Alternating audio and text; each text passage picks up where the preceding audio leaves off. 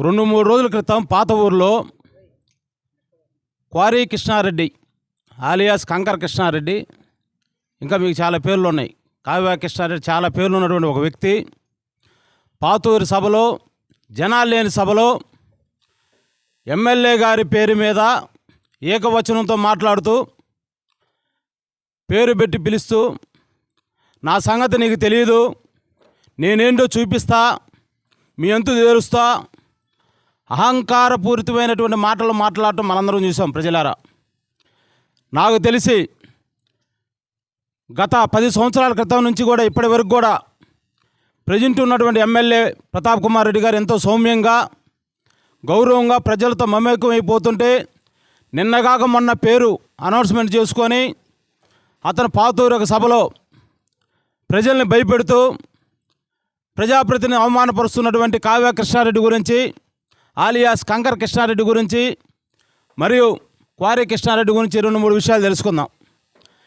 ఇతను జేబీ కాలేజీలో లెక్చరర్గా పనిచేస్తూ తర్వాత అన్నవరానికి గట్టుపల్లికి చెందినటువంటి ఒక సర్వే నెంబర్లో అతనికి చెందినటువంటి 9 ఎకరాల స్థలంలో మైనింగ్ తీసుకోవడానికి పర్మిషన్ వచ్చింది. అయితే ఆయన ఉన్నటువంటి స్థలాన్ని వదిలి ఆయన స్థలంలో పెట్రోల్ బొంగు పెట్టుకొని పక్క స్థలం మీద కబ్జా చేసి సుమారుగా 100 ఎకరాల పైన 200 అడుగుల లోతులో మైనింగ్ తీసి రాళ్ళు అమ్ముకొని ఆ రాళ్ళని టిప్పర్ల మీద తీసుకెళ్తూ అర్ధరాత్రి అపరాత్రి అని తెలియకుండా కావలి నడుబొడ్డున టౌన్లో ఉదయగిరి బ్రిడ్జి మీద పోతుంటే, అతి వేగంగా పోతుంటే ఎంతోమంది ఆ టిప్పర్ల కింద పెట్టి చనిపోయిన సంఘటనలు ఉన్నాయి. మిత్రులారా, వాళ్ళు టీచర్ల, సామాన్య ప్రజల మీ అందరికీ తెలుసు. పట్టపగులే ఆ టిప్పర్ల కింద పడి ఛిద్రమైనటువంటి ఆ కుటుంబాలు ఎన్నో ఉన్నాయి. అంతేకాకుండా అక్రమంగా సుమారు 100 ఎకరాల అక్రమంగా మైనింగ్ని అడ్డం పెట్టుకొని మాఫియా డాని కేజీఎఫ్ సినిమా మేము సినిమాలో చూసాం. కానీ ఈ అన్నవరం గట్టుపల్లికి చెందినటువంటి 100 ఎకరాల్లో కేజీఎఫ్ డూపులాగా క్వారీ కృష్ణారెడ్డిని చూసాం. అతని కావ్య కంటే క్వారీ కృష్ణారెడ్డి అయితే పేరు బాగుంటుందని మేము అనుకుంటున్నాం. ఎందుకంటే కావలి ప్రజలు అనుకుంటున్నారు. కంకరుతోటి క్వారీతోటి ఎన్నో అక్రమంగా మైనింగులు 100 ఎకరాల స్థలాన్ని కబ్జా చేసి దానికి జియాలజీలో నువ్వు పర్మిషన్ తీసుకోకుండా, అనుమతులు తీసుకోకుండా కరెంటు బిల్లులు సుమారుగా 10 కోట్ల రూపాయలు నువ్వు కట్టావంటే ఏ విధంగా కట్టావు? అంతేకాకుండా దాని మీద వచ్చినటువంటి ప్రభుత్వ మైనింగ్ అధికారులు దాని మీద నిజ నిర్ధారణ కమిటీ వేసి దాని మీద సీజ్ చేస్తే సుమారు 142 కోట్ల రూపాయలు నువ్వు కట్టలేదా? అలాగే ఆ యొక్క క్వారీలో ఎంతోమంది ఎస్సీ ఎస్టీ భూముల్ని నువ్వు అక్రమంగా ఆక్యుపై చేసుకొని వాళ్ళని బెదిరించి, అక్కడ ఉన్నటువంటి ఎస్సీ ఎస్టీ బీసీలను బెదిరించి వాళ్ళని నువ్వు అడ్డు తొలగించుకోవాలని చూసుకోలేదా?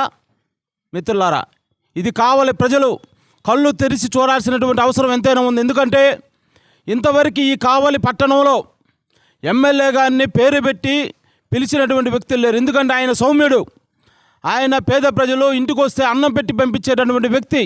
ఎంతోమంది, నేను ఉదయం నిద్రలేసిన కానీ ఇక్కడి వరకు ఇప్పుడు దాకా చూస్తున్నా, ఎస్సీ ఎస్టీలు ఎంతోమంది అవసరాల నిమిత్తం వస్తే అవసరాలకి డబ్బులు ఇచ్చి అన్నం పెట్టి టిఫిన్ పెట్టి పంపించే వ్యక్తిని నువ్వు ఉరేసుకునేటటువంటి సమాధానం చెప్తావా? ఇదిగో ఖబర్దార్, నీకు చెప్తాను, మేము వస్తాం. మీరు ఎక్కడికి రమ్మంటే అన్నవరం గట్టుపల్లి మైనింగ్ స్థలానికి రమ్మంటారా?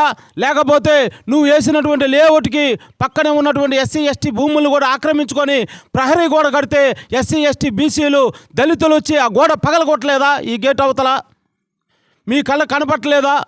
కావుల్లో ఉన్నటువంటి ప్రజలందరూ గమనించట్లేదా? నువ్వేదో మైకు తీసుకొని 10 మంది నీ చుట్టూరు పచ్చజెండాలు పెట్టుకొని నువ్వు మాట్లాడితే ఎమ్మెల్యే గారిని విమర్శించే స్థాయి నీకు ఉందనుకుంటున్నావా? ఇదిగో మేము ఈ యొక్క వేదిక మీద, ఈ యొక్క ప్రెస్ మీట్ వేదిక మీద మేము చెప్తున్నాం, నీకు ఖబర్దార్ చెప్తున్నాం, అహంకారపూరితమైన మాటలు కావ్య కృష్ణారెడ్డి మానుకోవాలి. నీకు డిపాజిట్లు రావనే ఉద్దేశంతో మైండ్ చెలించి నీ పక్కన ఉన్నటువంటి నిన్నటిదాకా పాత ఇన్ఛార్జి పోయాడు, కొత్త ఇన్ఛార్జి వస్తాడో తెలియదు, లేకపోతే నెల్లూరు నుంచి వచ్చేటటువంటి ఆయన నీకు సహకరిస్తాడో లేదు తెలియదు, ఇచ్చిన డబ్బులు ఎటుపోతున్నాయో తెలియదు, చెక్కుల మీద ఎన్ని నెంబర్లు రాస్తున్నావు, ఎన్ని సున్నాలు పెడుతున్నావు కూడా నీకు తెలియదు. నీకు మైండ్ చెలించిపోయింది, నీకు మైండ్ భ్రమించిపోయింది. మరొకసారి ఎమ్మెల్యే గారిని ఏకవచనంతో మాట్లాడితే ఖబర్దార్ కృష్ణారెడ్డి, నువ్వు చేసేటటువంటి అక్రమ దందాలు, నువ్వు చేసేటువంటి మైనింగ్ మాఫియాలు, నువ్వు చేసేటువంటి అక్రమ స్థలాల కబ్జాలు కూడా మేము త్వరలో బయటికి తీస్తాం. మా దగ్గర ఆధారాలతో సహా ఉన్నాయి.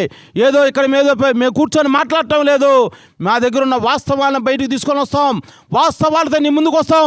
ఎవరు నడిబొడ్డున ఉదయగారు నడిబొడ్డున ఎవరు ఉరేస్తారో నీకు ప్రజలే నీకు రాబోయే రోజుల్లో నీకు చెప్తారు, ప్రజలే నీకు బుద్ధి చెప్తారని తెలియజేస్తూ, అలాగే జర్నలిజం అనేది సోషల్ డెమోక్రటిక్లో 4వ స్తంభం. ఎట్లాగంటే సమాజానికి ఉపయోగపడేది పోలీసు ఒకటి, పబ్లిక్, ప్రెస్సు, అలాగే వీటితో కూడుకున్నటువంటి అన్ని వ్యవస్థల్లో కూడా జర్నలిజం అనేది జనాల కోసం పనిచేసే జర్నలిజం అంటే ప్రభుత్వం చేసేటటువంటి కార్యక్రమాలని ప్రజలకు చేరువేస్తూ, ప్రజలను చైతన్యవంతం చేస్తూ, ప్రజల్లో ఉన్న సమస్యలను కూడా ప్రభుత్వం దృష్టికి తీసుకెళ్లే జర్నలిజం. అలాంటి జర్నలిజానికి కులం, మతం, రాజకీయం, ప్రాంతం చూడకూడదు. అలాంటి పబ్లిక్ని ఎంపైర్స్ చేసేటటువంటి జర్నలిజం మీద ఏ ఒక్క రాజకీయ నాయకుడు కూడా బలవంతంగానో బెదిరింపు దారులు కానీ చేస్తే సహించేది లేదు. వాళ్ళ మీద క్రిమినల్ యాక్ట్ కింద కూడా చర్యలు తీసుకోవచ్చు. ఇలాంటి రాజకీయ పరిణామాలని రాజకీయ నాయకులు ఎవరైనా సరే పార్టీలకు అతీతంగా జర్నలిస్టులు కానీ అవమానపరిచిన, అగౌరవపరిచిన, బెదిరించిన, దాడులు గురి చేసిన ఖచ్చితంగా వాళ్ళ మీద క్రిమినల్ యాక్ట్ కింద చర్యలు తీసుకోవడానికి దళిత బహుజన వర్గాల తరపున మేము కూడా ఉంటామని తెలియజేస్తున్నాం.